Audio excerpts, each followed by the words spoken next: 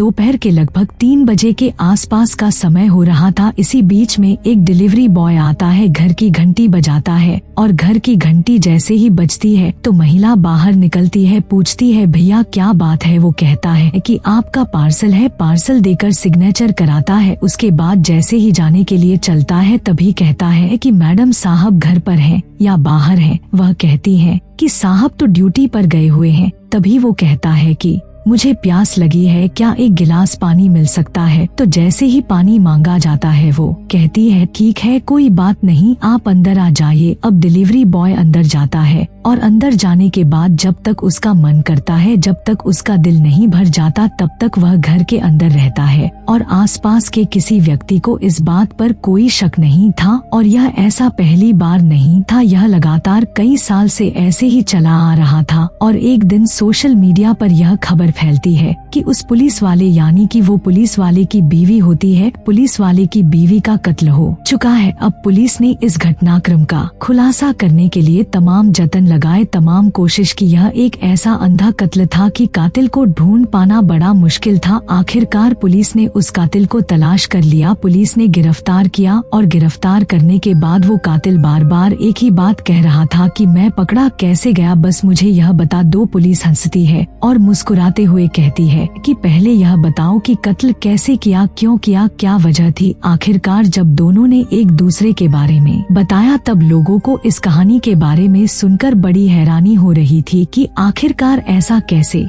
हो सकता है। आज की कहानी उसी डिलीवरी बॉय, पुलिस वाला और पुलिस वाले की बीवी की। नमस्कार दोस्तों, आज की जो सच्ची घटना मैं आपको सुनाने जा रही हूँ, ये सच्ची घटना है छत्तीसगढ़ प्रदेश का एक जिला है सुकमा। दरअसल सुकमा जिले में ही तैनात एक पुलिस वाला होता है जो कि डॉग हैंडलर होता है। उसका नाम शिशुपाल। शिशुपाल अपनी पत्नी को फोन करता है। वो लगातार फोन कर रहा था। पत्नी रहती थी रायपुर का एक विधानसभा थाना क्षेत्र है, उसी का एक इलाका है आमासिवनी। आमासिवनी के पास एक कॉलोनी है, पुलिस कॉलोनी, उसी का ब्लॉक नंबर 1 गली नंबर 4। अपनी पत्नी जोली को फोन मिलाता है, लेकिन पहली बार फोन करता है 6 मार्च 2024 को फोन उठता नहीं है। दूसरी बार ट्राई करता है, तीसरी बार ट्राई करता है। उसे लग रहा था कि बीवी सो रही है। तो कुछ देर के बाद फिर एक आध घंटा बीतता है, फिर फोन करता है। लगातार फोन कर रहा है अपनी बीवी को, वो पुलिस वाला फोन उठ नहीं रहा है तो वह परेशान हो जाता है। वह कहता है कि आखिरकार करा जाए तो क्या किया जाए। तभी पास में ही एक घर होता है, पड़ोसी के पास फोन किया जाता है और पड़ोसी से कहा जाता है कि जाकर देखो मेरी जो बीवी है वो पता नहीं बाजार गई है, घर में है, क्या कर रही है। काफी बार ट्राई कर चुका हूँ लेकिन फोन नहीं उठ रहा है। अब पड़ोसी जाते हैं, कहते हैं कि साहब घर पे तो ताला लगा हुआ है।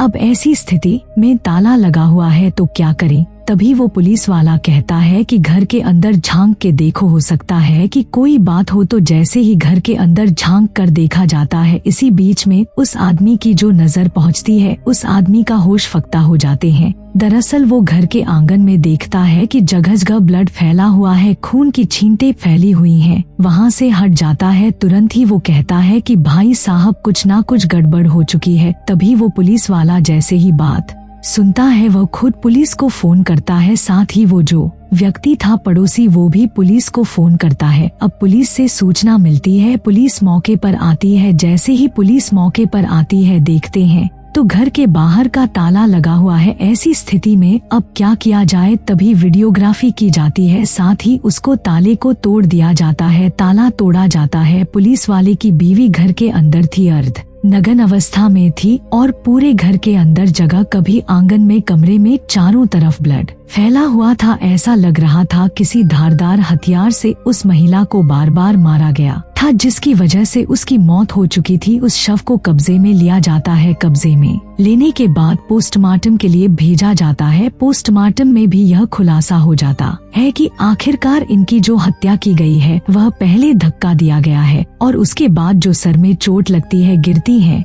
तो उसके बाद फिर इन पर लगातार किसी धारदार हथियार से वार किया गया है। हत्या क्यों की है, किसने की है, पुलिस के लिए सवाल था। पुलिस के लिए सबसे पहले प्राइम सस्पेक्ट था वो पुलिस वाला कि आखिरकार पुलिस वाले ने ही तो यह काम नहीं कर दिया। पुलिस वाले की CDR निकलवाई जाती है, साथ ही महिला के मोबाइल की भी CDR निकलवाई जाती है। अब इस मामले की जांच पड़ताल में पुलिस जुट जाती है। धीरे धीरे करके दिन बीतने लगते हैं। 5 मार्च 2024 की यह घटना होती है। 6 तारीख को पता चलता है, लेकिन कातिल पुलिस के हाथ नहीं लगता और पुलिस के लिए बड़ा मुश्किल हो जाता है। आसपास के जितने भी CCTV कैमरे थे उनको खंगाला जाता है। साथ ही महिला की जो मोबाइल होता है उसकी CDR से जितने भी लोग संपर्क में होते हैं उनसे भी कांटेक्ट किया जाता है, लेकिन पुलिस को जो कातिल नहीं मिलता। पुलिस थक जाती है। आखिरकार लगभग 10 से 12 दिन का समय बीत जाता है। बात है 15 मार्च 2024 की। पुलिस एक व्यक्ति को उत्तर प्रदेश का एक इलाका है भदोई, वहां से पकड़ती है, गिरफ्तार करती है और गिरफ्तार करके लेके आती है थाने। थाने लाने के बाद उससे पूछा जाता है कि आखिरकार पूरी कहानी बताओ। तो वह व्यक्ति जो होता है, जिसका नाम जय सिंह उर्फ राहुल होता है, वह कहता है कि सर सब कुछ बता दूंगा, लेकिन पहले मुझे यह बता दो कि आखिरकार मैं पकड़ा कैसे गया। पुलिस वाले कहते हैं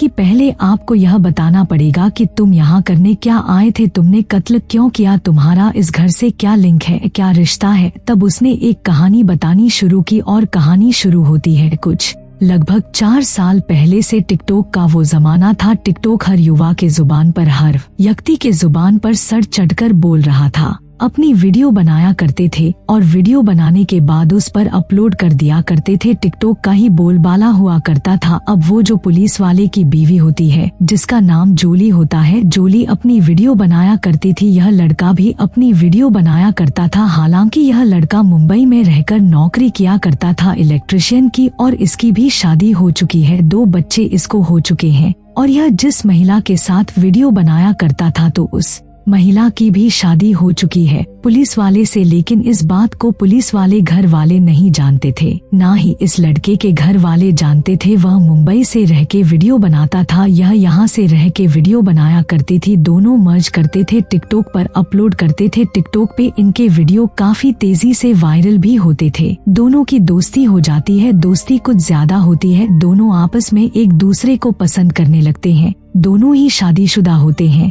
अब इस महिला ने कहा कि तुमसे मिलने का मन कर रहा है, बात करने का मन कर रहा है, आ जाओ किसी दिन मिलने के लिए। तो वह मुंबई से सीधा चला आता है रायपुर और रायपुर में आता है इस महिला के पास। अब उसने कहा कि अगर तुम यहाँ आओगे, यह पुलिस की कॉलोनी है, कोई देखेगा तो बात खराब हो सकती है, इसलिए कुछ ना कुछ अलग करना पड़ेगा। तभी उसने एक यूनिफॉर्म थी डिलीवरी बॉय की, ताकि आए तो किसी को शक भी ना हो। डिलीवरी बॉय बनके आता है, दरवाजा खुलवा आता है। उसके बाद फिर एक दूसरे के साथ रहते हैं, वक्त बिताते हैं। और वो ऐसे वक्त में आता था जब पुलिस वाला घर पे होता ही नहीं था। हालांकि कई साल से इनके पुलिस वाले का और उसकी पत्नी का बीच में विवाद भी चल रहा था, लेकिन उसको ऐसा ही मौका मिलता था। डिलीवरी बॉय बनके आया, घर में रहा, एक दूसरे के साथ फिजिकल रिलेशन बनाए और जिंदगी बिल्कुल ठीक ठाक चल रही थी, आगे बढ़ रही थी। 4 साल से लगातार ऐसे ही चल रहा था। आसपास के किसी भी व्यक्ति को इसका कोई शक नहीं था, कोई सवाल नहीं था। ठीक वैसे ही इस लड़के ने 5 मार्च 2024 को मुंबई के एयरपोर्ट से एक हवाई जहाज पकड़ा रायपुर के लिए, और लगभग शाम 6:30 बजे यह रायपुर पहुंच जाता है। और रायपुर आने के बाद इस महिला के पास जाता है। इस महिला जोली से कहता है कि इसका नाम, लड़के का नाम राहुल होता है। जोली से कहता है कि बताइए क्यों बुलाया है। उसने कहा कि मैं तुमसे शादी करना चाहती हूँ, शादी करो, नहीं तो फिर तुम्हारे खिलाफ मैं FIR कराऊंगी। तुमने मेरा कई साल से शोषण किया है। वो लड़का थोड़ा परेशान हो जाता है, लेकिन इस बार वो पूरी इरादे से आया था। अपने मोबाइल वगैरह सब बंद कर दिए थे, कोई कम्युनिकेशन नहीं था, कोई कांटेक्ट नहीं था। कोई यहाँ आया है उसके बारे में कोई जानकारी नहीं थी। कपड़ा भी पूरा ऊपर से उसने अपने चेहरे को ढक लिया था ताकि कोई उसको पहचान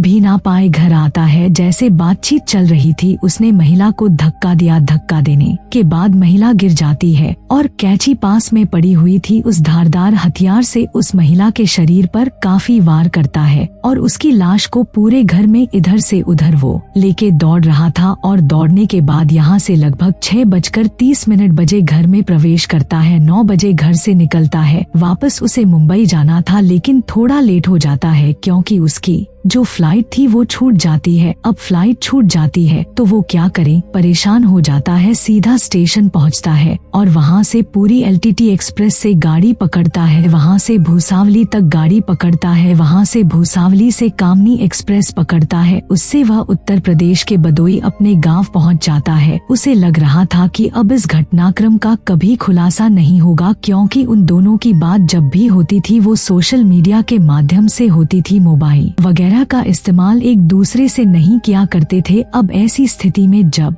उसने कहा कि साहब मैंने तो पूरी कहानी बता दी है, लेकिन मैं पकड़ा कैसे गया, आप यह भी तो बता दो। पुलिस वालों ने कहा कि जब तुम मुंबई से रायपुर के लिए सफर कर रहे थे तो हवाई जहाज का आपको एक टिकट मिला था। दरअसल तुम जल्दबाजी में उस टिकट को इस घर के अंदर ही भूल के चले गए थे और हम लोगों की नजर भी उस पर नहीं पहुंच पा रही थी। लगातार कई दिन के बाद वो टिकट हमारे हाथ लग जाता है और उस टिकट के माध्यम से हमने रायपुर के जो हवाई अड्डा होता है उसके CCTV कैमरा खंगाला, साथ ही मुंबई भी टीम जाती है, वहां से जानकारी जुटाई जाती है। जब वो मुंबई में पता चलता है कि तुम यहाँ हो ही नहीं, तुम अपने गांव गए हो। इसके बाद टीम तुम्हारे गांव बदोई पहुँचती है और बदोई जाने के बाद तुम्हें गिरफ्तार कर लेती है और गिरफ्तार करने के बाद पुलिस ने उसको जेल भेज दिया है। पुलिस की कोशिश है कि कम से कम समय में उसके विरुद्ध कड़ी से कड़ी कार्रवाई कराने के लिए चार्जशीट दाखिल करें और ताकि उसको सजा मिल सके। साथ ही उस पुलिस वाले पे जो शक किया जा रहा था उस पुलिस वाले का कोई दोष ही नहीं था और जांच में ये पता चलता है कि पति पत्नी का बीच में विवाद भी चल रहा था। 12 साल पहले लगभग शादी हो चुकी थी लेकिन कोई बच्चा नहीं था, इसलिए दोनों के बीच में विवाद भी रहता था। पत्नी उससे अलग रहना चाहती थी, इसीलिए इस डिलीवरी बॉय कहे या फिर वैसे ही उसका टिकटॉकर फ्रेंड कहें,